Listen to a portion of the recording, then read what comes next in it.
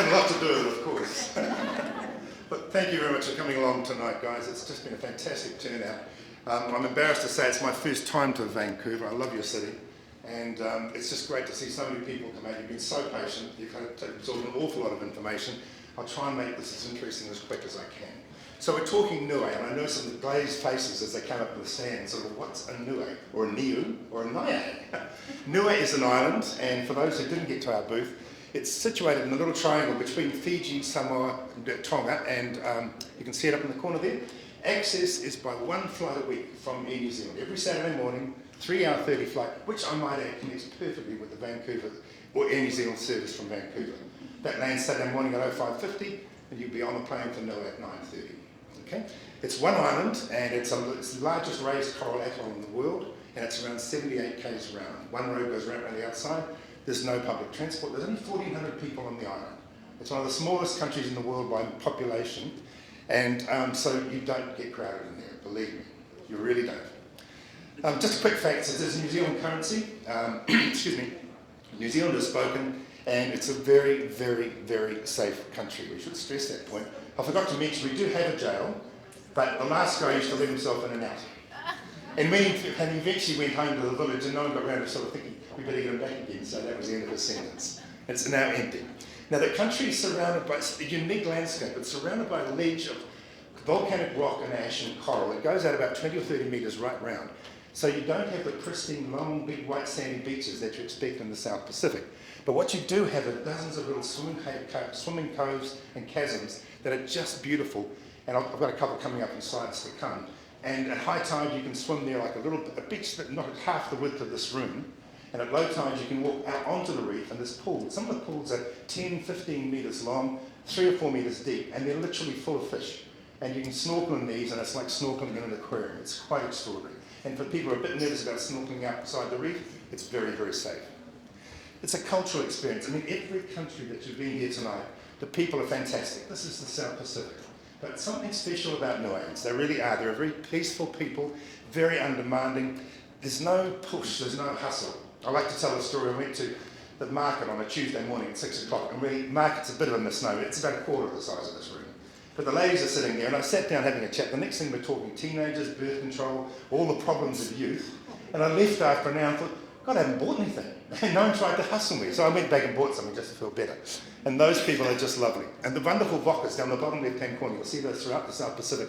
But an interesting point with Niue is that over hundreds of years, these have been built by hand, and they still build them by hand. And they've got a perfect size to be carried out over the reef and launched. And some of the seas can be quite severe. And they go fishing these things in the open sea. And I've seen them come back with marlin strapped to the sides. It's quite extraordinary. A real cultural thing. You can explore Niue. Excuse me, I said it's a flat in the centre, but it's extraordinary. It's a great big forest in there, and there's virtually no topsoil. It's just called volcanic rock, and how these trees cling on there is fascinating. And you go hunting for the unga. Now that's the unga there, you see, that's a coconut crab. And usually when I started this trip, they were this big. They're now this big. But they seriously are. They're over a yard wide. They're massive. And they live in trees and in the cliffs in the night.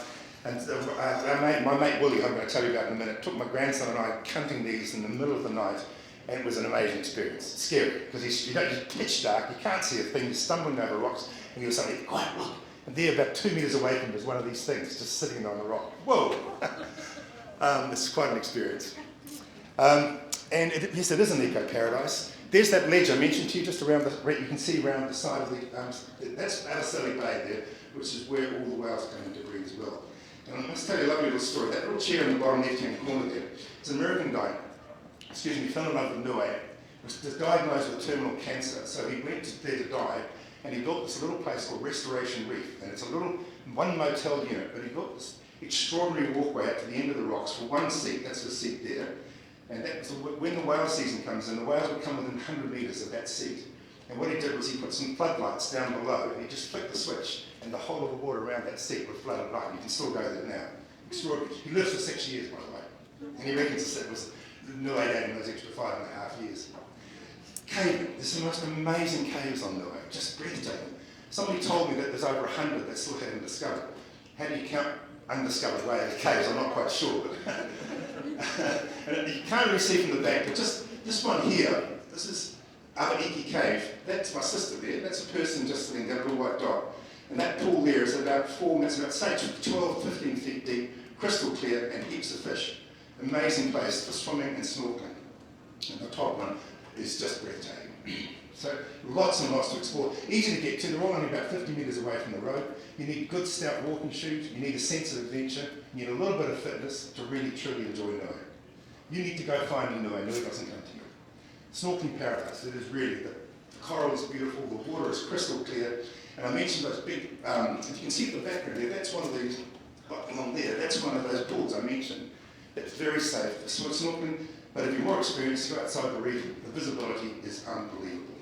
Fishing paradise, because it drops away so steeply that the big pelagic species, like the ones you see, the tuna and the mahi-mahi, and the, excuse me, they're all caught not even 200 metres offshore. And mostly you're going out in a small boat like my mate Willie's there. I'll talk to you about Willie in a moment. And it's, as you probably know, sometimes going fishing in places like Hawaii, it's literally thousands of dollars a day. You get 20 minutes in the chair, then you move on, and the next guy has one.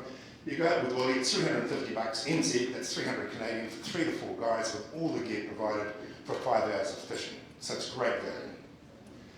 And the diving is to die for. 2 or 3 people have asked me about diving.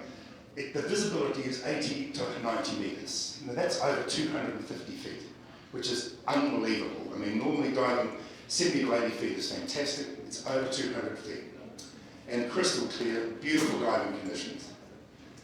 And surrounding the island, particularly one side, we've got a resident pod of spinner dolphins, around 150 of them. And they come up, they're regular as clockwork. And they'll take you out into the rubber ducky and find the, I mean, you said herd, they don't have herds of dolphins, do they? No, the school of dolphins. And you hop off the side, hang onto the side of the rubber ducky, and you start swimming around you. And that, believe me, is an amazing experience. And one Asian went up there just fizzing, because she said, one dolphin had a leaf on its nose, and it swam ahead of her and let the leaf go. She grabbed it, put it on her face, swam with it on her face, then let it go, and then the dolphin came and picked it up. And this went on for about 3 or 4 minutes. You see, it was amazing, just fantastic. And you can see the clarity of the water.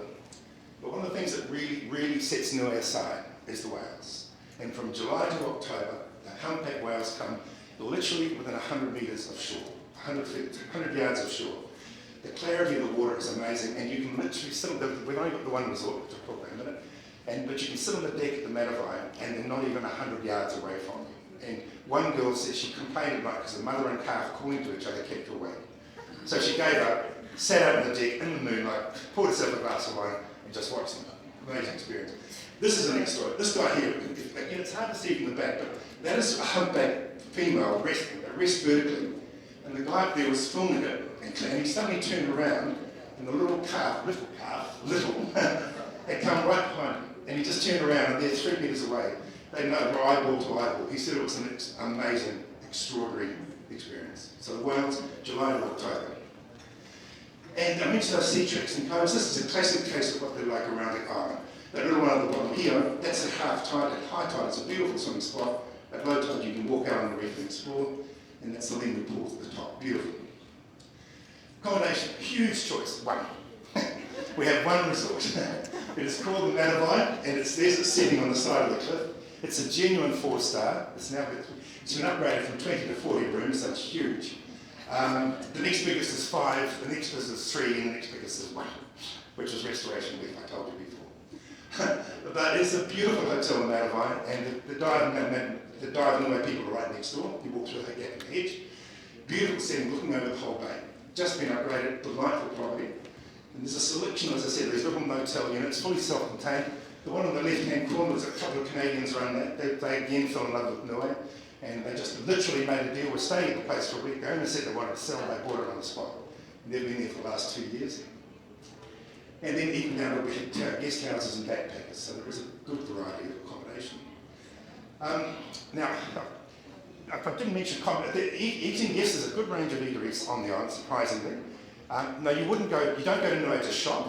You don't go to Niue for the culinary experiences, but there's certainly a wide variety of eating places. But I'm going to leave you with the thought of one of my favourite places and favourite people that to me epitomises all that's good about Niue. And this is my mate Willie Santelli up there, holding a couple of on that. Now, Willie used to run, he was a Niue born and raised, he used to run a panel and paint shop in Auckland, New Zealand. Decided he wanted to go back to his roots, so he went back to Niue with his wife and children. And because it's a religious place, there's not much open on a Sunday, you can't get it eat. So Willie decides, I don't open a restaurant. So he found this beautiful setting on a sunny day. The only little problem is that Willie didn't have a clue how to cook, right? So he worked out the easiest to do would be to do burgers and paninis. And that's 5 years ago, and that is still the menu at Willie's Washerlake Cafe. It's open every Sunday from 11 to 11, and that's it, because Willie doesn't like working too hard. You can have whatever you like to eat as long as it's a fish focaccia or a burger. But the best part about it is the only honesty till I've ever seen. It's one of these ones, the old-fashioned ones, and you press and hit you in the stomach, and all the guests just go, put the money in, take the money out. So Willie will just, there's this, you say, how much do you want? He said, I don't know, what do we have? And you look up there, 2 burgers, 4 beers and a Coke, and you put, there's hundreds of dollars in there. He never touches the till, leaves it entirely up to the guests. But it's quite funny, I mean, I had a beer with him the next day, I said, well, mate, you must have lose a lot of money. He said, no, mate, it's pretty good actually. He said, and then a guy came up, we were talking, he says, Willie, mate, I had a huge night last night, I forgot to put my money in. How much do I owe you? And Willie says, mate, I don't know, I wasn't there. And he said, well, it's a good night, I better get you 100. And Willie smiles, and I said, you probably only paid $50, so didn't he tip you? And I suddenly thought, you clever bugger. But he epitomises, he's a wonderful man. Everybody loves Willie, and Washerlake Cafe is one place that I want you to take away with you because it is a very special place. I'm just going to finish by saying, I love the place, and I think you will too. It's very hard to sell a place you've never been to. Of course, I could offer a 14% commission. I could actually offer you 350% commission on the first 100 bookings, couldn't I? But what I'm going to do is I'm going to write to all of you and make an offer for a 7-night stay at the Matavai, valid for 12 months at a really the best possible rate I can get. Make it valid for 12 months, and remember, connects directly with the New Zealand flight on a Saturday. And you come back the following Saturday and you can fly back up to Vancouver on the Sunday. You have to have a night in Auckland, I'm sorry. And I will personally shout you a burger at Willie's and a beer. And that's going to be valid for 12 months, and I'm going to write to you all and give you a copy of that. So I do hope at some stage you can come down to visit our little paradise. It is a special place. It is the most unsophisticated, untouristified place that I've been to. I love it, and I'm sure you will too. And thank you so much for your time.